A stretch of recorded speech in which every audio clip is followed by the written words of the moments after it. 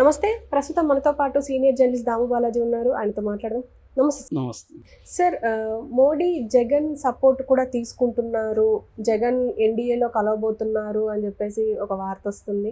అంటే ఎంతవరకు నిజమయ్యే అవకాశం ఉంటుంది? అంటే చంద్రబాబు నాయుడిని అండ్ పవన్ కళ్యాణ్ నమ్మే అవకాశం లేదు అంటారా? లేకపోతే జగన్తో కలవడానికి గల కారణాలు ఏమై ఉంటాయి? ఇది మోస్ట్లీ రిలయబుల్గానే అనిపిస్తుంది నాకు. దీంట్లో పాజిబుల్ అయితే ఉంది. ఎందుకంటే ఆల్రెడీ ఎన్డీఏ కూటమిలో లుకలుకలు అనేవి మొదలైనాయి. మనకి అజిత్ పవార్ క్యాంప్లో మంత్రి పదవి ఇచ్చినా వాళ్ళు రిజెక్ట్ చేశారు. ఎందుకంటే మేము గతంలో క్యాబినెట్ ర్యాంక్లో మేము తీసుకున్న పనిచేసాం, ఇప్పుడు సహాయ మంత్రి మాకు వద్దు అని రిజెక్ట్ చేశారు. ఆల్రెడీ కొన్ని పార్టీల్లో ఇబ్బంది ఉంది. ఆల్రెడీ జేడీయూలో కూడా విమర్శలు ఉన్నాయి. ఆల్రెడీ జేడీయూ త్యాగి అని ఆయన ఓపెన్గానే కొన్ని డిమాండ్స్ మోడీ ముందు పెడుతున్నాడు. సిఏఏ కానీ, తర్వాత ముస్లిం రిజర్వేషన్ రద్దు, ఇట్లాంటివి మేము ఒప్పుకోమని ఆల్రెడీ చెబుతున్నాడు. అట్లాగే అగ్నివీర పథకాన్ని రద్దు చేయమని కూడా త్యాగి అంటున్నాడు. సో ఇలాగా కొన్ని గత ప్రభుత్వం ఈ 10 ఏళ్లలో మోడీ తీసుకొచ్చిన కొన్ని పథకాలు కావచ్చు, అగ్నివీర లాంటి ప్రోగ్రామ్స్ కావచ్చు, లేదా ఈ ఎన్నికల్లో ఇచ్చిన హామీ 4% ముస్లిం రిజర్వేషన్ మేము రద్దు చేస్తామని చెప్పడం కావచ్చు, ఇలాంటి వాటికి సంబంధించి ఒక వ్యతిరేకత ఒకవైపు ఉంటే, రెండో వైపు పర్సనల్గా తమకు సరైన మంత్రి పదవులు ఇవ్వలేదని, లేకపోతే సరైన ప్రాతినిధ్యం ఇవ్వలేదని రకరకాల ఇవి వస్తున్నాయి. అది ఒకవైపు మోడీని ఇబ్బంది పెడుతుంది. రెండో వైపు చంద్రబాబు, నితీష్ కుమార్ ఇద్దరు కూడా దేశముదురులే, ఇద్దరు కూడా యూటర్న్ బాబులే. చంద్రబాబు యూటర్న్ అనేకసార్లు తీసుకున్నాడు. నితీష్ కుమార్ అయితే చంద్రబాబు వాళ్ళ తాత. ఆ విషయంలో ఆయన మొన్న కూడా ఎవరో వైరల్ చేశారు, నేను చావనన్నా తెస్తాను కానీ బీజేపీలో చేరనని 2 ఏళ్ల ముందు చెప్పాడు. మరి ఇప్పుడు చావడానికి నేను ఇప్పుడు చావను కానీ బీజేపీలో చేరతాను అన్నట్టుగా బీజేపీలో చేరిపోయాడు మొన్ననే. అంతకుముందే కాంగ్రెస్ ఇండియా కూటమిలో ఉన్నాడు. సో ఇప్పుడు మళ్ళీ ఇండియా కూటమిలోకి వెళ్ళడానికి కూడా ఆయన గ్యారంటీ లేదు. రేపు పొద్దున ఇక్కడ ఏమన్నా కుదరదు అనుకున్నప్పుడు ఇండియా కూటమిలోకి వెళ్ళొచ్చు. అంటే ఇప్పుడు కొన్ని రాష్ట్రాల్లో ఎన్నికలు ఉన్నాయి. మహారాష్ట్ర కావచ్చు, తర్వాత హర్యానా కావచ్చు, ఢిల్లీ కావచ్చు, జార్ఖండ్ కావచ్చు, ఇలాగా కొన్ని రాష్ట్రాల్లో ఎన్నికలు ఉన్నాయి. ఆ ఎన్నికల్లో కానీ మోడీ పెర్ఫార్మెన్స్, బీజేపీ పెర్ఫార్మెన్స్ కానీ డౌన్ అయితే ఖచ్చితంగా ఈ లోకలకలు అనేవి పెరుగుతాయి. ఎందుకంటే ఇప్పటివరకు ఏందో మోడీ మాటల్లో కొంత చేంజ్ కనిపిస్తుంది. ఉయ్ అంటున్నాడు, మేము అంటున్నాడు, మనం అంటున్నాడు, ఎన్డీఏ అంటున్నాడు, ఆర్గానిక్ అలియన్స్ అంటున్నాడు, ఈ భాష మాట్లాడుతున్నాడు, హగ్గులు చేసుకుంటున్నాడు. ఈరోజు కూడా చంద్రబాబుని చాలాసేపు హగ్ చేసుకున్నాడు. అంత కన్నీళ్ళు పెట్టుకుంటున్నారు ఎమోషనల్గా. ఇవన్నీ బాగానే ఉంది డ్రామాలు. కానీ ఆచరణలో తీసుకున్నప్పుడు క్యాబినెట్ కూర్పు తీసుకుంటే కంప్లీట్గా మోడీ కంట్రోల్ కనిపిస్తుంది. ఏదో విధిల్చాలి కాబట్టి పనికిమాలిన పోర్ట్ఫోలియోస్ విధిల్చాడు. సో అందువల్ల ఏమవుతుందంటే ఎవరికి ఏమీ హామీలు కూడా ఇప్పటివరకు ఇవ్వలేదు. సో ఇది ఒక ప్రాబ్లం ఉంది మోడీకి. అట్లాగే రేపొద్దున బిల్స్ పాస్ చేయాలంటే కూడా రాజ్యసభలో కూడా మోడీకి తగినంత బలం లేదు కాబట్టి జగన్ 11 మంది ఉన్నారు. సో జగన్ బలం అవసరం అవుతుంది. అట్లాగే వీళ్ళని నమ్మి ముందుకెళ్తే ఇబ్బంది అవుతుంది. సో వీళ్ళ మీద డిపెండ్ అవ్వకుండా వేరే మెకానిజాన్ని, ఆల్టర్నేటివ్ మెకానిజాన్ని ఏర్పరచుకోవాలనేది కూడా మోడీ ప్లాన్. అందుకని ఒక మెథడ్ ఏంటంటే, ఇండియా కూటమిలో ఉండే ఎంపీలు ఎవరైతే కేసులు ఉన్నాయో వాళ్ళని టార్గెట్ చేయడం అనేది మోడీ స్టార్ట్ చేశాడు. ఆల్రెడీ ఉత్తరప్రదేశ్లో 6 మంది ఎంపీలు, ఇండియా కూటమిలో ఉన్న ఎంపీల మీద కేసులు ఉన్నాయి. వాళ్ళకి 2 ఏళ్ల కంటే ఎక్కువ జైలు శిక్ష పడే కేసులు ఉన్నాయి. సో ఇప్పుడు ఆ కేసుల్లో ఉండే వాళ్ళని టార్గెట్ చేసి ఆ కేసుల్ని ముందుకు తీసుకెళ్తే వాళ్ళ మీద ప్రెజర్ వస్తుంది. నువ్వు జైలా మోడీనా, సో అనేది మోడీనా ఈడీనా అనేది గతంలో ఉంది. అట్లాగే మోడీనా బేడీనా అనొచ్చు మనం. బేడీలు కావాలా, మోడీ కావాలా అన్నప్పుడు ఆటోమేటిక్గా మోడీ దగ్గరికి వాళ్ళు వస్తారు. ఎవరు జైలుకి వెళ్ళాలనుకుంటారు, ఎవరు ప్రధానమంత్రి మన ఎంపీగా సస్పెండ్ అవ్వాలనుకుంటారు. అందువల్ల రాహుల్ గాంధీనే సస్పెండ్ చేయించిన వాళ్ళు వీళ్ళని ఎందుకు చేయించలేరు? సో అందుకని ఇప్పుడు ఆ 6 మంది మీద ప్రెజర్ విపరీతంగా స్టార్ట్ అయిందని చెప్తున్నారు ఉత్తరప్రదేశ్లో. సో అలాగా వీళ్ళు దేశవ్యాప్తంగా ఐడెంటిఫై చేస్తున్నారు. ఎక్కడైతే ఎంపీల మీద కేసులు ఉన్నాయో వాళ్ళని ప్రెజర్ చేయడం అనేది మొదలుపెట్టి వాళ్ళని బీజేపీలో కలుపుకోవడానికి. అందుకనే స్పీకర్గా కూడా తమ వాళ్ళని పెట్టుకోవాలనేది మోడీ ప్లాన్.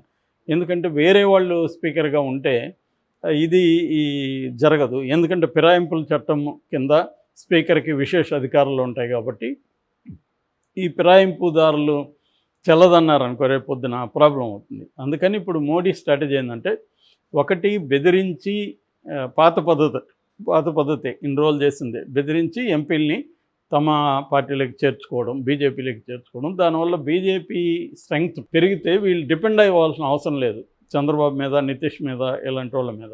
వాళ్ళకే మెజారిటీ వచ్చేస్తుంది. అది ఒక మెథడు. రెండో మెథడ్ ఏంటంటే, ఆల్రెడీ కేసులు ఉన్న జగన్ లాంటి వాళ్ళు చచ్చినట్టు తమకు మద్దతు ఇవ్వాల్సిందే. వేరే మార్గం లేదు జగన్కి. సో జగన్ బెదిరించే మూడ్లో ఉండడు. ఎందుకంటే బెదిరిస్తే వాళ్ళు అక్కడ బిగిస్తే ఇతను జైల్లోకి వెళ్ళాల్సింది, శిక్ష కూడా పడే అవకాశం ఉంది. కాబట్టి జగన్ లాంటి వాళ్ళు అడిగితే చాలరా బాబు నువ్వు అన్నట్టుగా ఉంటారు.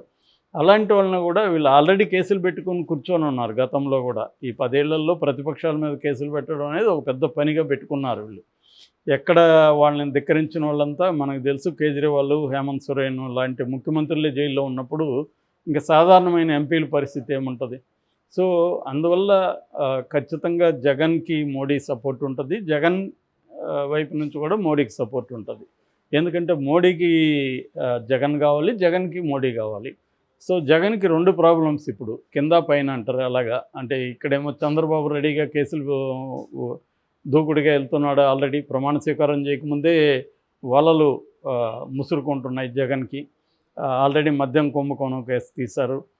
తర్వాత ఇప్పుడు ఇంకా రకరకాల విద్యా దీవెన అన్నీ జగన్ పెట్టిన పథకాలన్నింటిలో కుంభకోణాలు తీస్తారు, తీసి కేసులు పెట్టేస్తారు. విద్యా దీవెన, లేకపోతే అమ్మఒడి, ఇసుక, ఎంత నాకు తెలిసి ఒక 20-30 కేసులన్నా జగన్ మీద ఫ్రెష్గా పెడతారు కొత్తవి.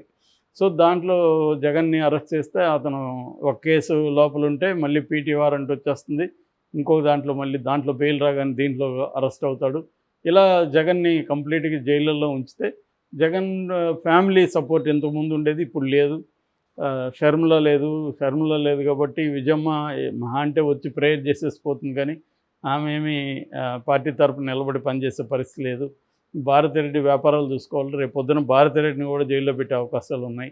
కాబట్టి జగన్ తరపున ఇంకెవరు బయట నిలబడి ఫైట్ చేసే పరిస్థితి ఉండదు. కాబట్టి పార్టీని భూస్థాపితం చేయాలని చంద్రబాబు చూస్తాడు. దీని నుంచి కాపాడుకోవాల్సిన అగత్యం జగన్కు ఉంటుంది. అందుకని జగన్కి ఉండే ఏకైక ఆపద్బంధువుడు మోడీనే. మోడీకి కూడా అవసరం ఈ 4 ఇట్లాంటి 4, 2, 1 ఇవన్నీ ఏరుకుంటేనే కదా తనకిప్పుడు మనం యూట్యూబ్లో చిల్లర ఏరుకొని ఎలాగా సంతోషిస్తామో అలాగే ఆయన కూడా అక్కడక్కడ ఏరుకొని ఎంపీల్ని పెట్టుకుంటే రేపొద్దున చంద్రబాబు, నితీష్ కుమార్ని కంట్రోల్ చేసుకోవచ్చు. సో ఇది చంద్రబాబు, నితీష్ కుమార్కి కూడా ఆల్రెడీ తెలుసు కాబట్టి వీళ్ళు కూడా పెద్దగా డిమాండ్ చేయట్లే. ఏదైనా ఈరోజు కూడా వచ్చాడు కానీ మోడీ ఏమీ ఒక మాట కూడా మాట్లాడాల. అన్నీ కూడా హగ్గులు, చేతులు ఊపడాలు, ఈ ఎమోషనల్ డ్రామా క్రియేట్ చేసేసి వెళ్ళాడు. దాని మీద వీళ్ళు కన్నీళ్ళు పెట్టుకుంటూ రాస్తున్నారు. వీళ్ళు విలేకరులు కన్నీళ్ళు పెట్టుకుంటున్నారు. సో పెద్దవి రాస్తున్నారు. ఎక్కడ చూసినా వార్తలు చూస్తే అవే ఉన్నాయి. మొత్తం ఆయన కాళ్ళ మీద పడ్డాడు, ఈయన హగ్ చేసుకున్నాడు, ఈయన ఇద్దరు అన్నదమ్ములు చేతుల పైకి లేపాడు, ఇవే ఉన్నాయి తప్ప ఈ రాష్ట్రానికి ఏం చేశారు వీళ్ళందరూ కలిసి? ఇప్పటికి ఏం హామీలు తీసుకురాగలిగారు? సో మోడీ ఏం హామీలు ఇస్తున్నాడు? ఈ చర్చ ఎక్కడా లేదు. సో ఇది ఉంది కాబట్టి అట్మాస్ఫియరు వీళ్ళు కూడా తోకాడిచ్చే పరిస్థితి లేదు. అయినా కూడా రేపొద్దున ఆడిస్తారేమో. ఆల్రెడీ మెల్లమెల్లగా వాయిసెస్ రైజ్ అవుతున్నాయి. రేపొద్దున మనకి ఈ రాష్ట్రాల్లో కానీ సరైన రిజల్ట్ రాకపోతే, ఎందుకంటే ఆల్రెడీ ఈ రాష్ట్రాల్లో యాంటీ మోడీనే ఉంది సిచ్యువేషన్. అయితే ప్రజెంట్ ఢిల్లీలో కావచ్చు, మహారాష్ట్రలో ఆల్రెడీ ఘోరమైన ఇదే ఉంది. ఇలాంటి పరిస్థితి ఉన్నప్పుడు రేపొద్దున ఆ రాష్ట్రాల్లో బెటర్ పెర్ఫార్మెన్స్ కానీ ఇవ్వలేకపోతే వీళ్ళందరూ మళ్ళీ ఎటంటే అటు జంప్ అవుతారు. అజిత్ పవార్ వెళ్ళి శరద్ పవార్ సారీ బాబాయ్ అనేసి అటు వెళ్ళిపోతాడు. అలాగా ఇటు శివసేన షిండే పోయి అటు వెళ్ళిపోతాడు. ఇలాగా వెళ్ళిపోయారనుకో, ఉన్నవి 4, 3, 4, 5 వెళ్ళిపోతున్నారు అనుకో, వీళ్ళకి అప్పుడు కంప్లీట్గా చంద్రబాబు మీద, నితీష్ కుమార్ మీద డిపెండ్ అవ్వాలి. వీళ్ళు ఏంటంటే వీళ్ళు ఏదో సైలెంట్గా పెద్ద మనుషులాగా ఉన్నట్టే కనబడతారు, కానీ వీళ్ళు ఎక్కడ ఫిట్టింగ్లు పెట్టాలో వీళ్ళకి తెలిసినంత ఇంకెవరికి తెలియదు. ఆ విషయంలో మహాముద్దులు ఇద్దరు కూడా. సో మోడీ కంటే సీనియర్లు రాజకీయాల్లో. కాబట్టి మోడీ కూడా ఇవన్నీ తెలుసు కాబట్టి మోడీ ఏంటంటే ఆల్టర్నేటివ్ వెతుక్కుంటున్నాడు. సో అందులో ఒకటేమో ఇండియా కూటమిలో ఉన్న వాళ్ళని తన వైపు లాక్కోవడం, ఇండియా కూటమికి, ఎన్డీఏ కూటమికి బయట ఉన్న జగన్ లాంటి వాళ్ళని ఆల్రెడీ కేసులు ఉండడమో లేకపోతే కేసులు పెట్టడమో చేసి వాళ్ళని కూడా తమ వైపు లాక్కోవడం.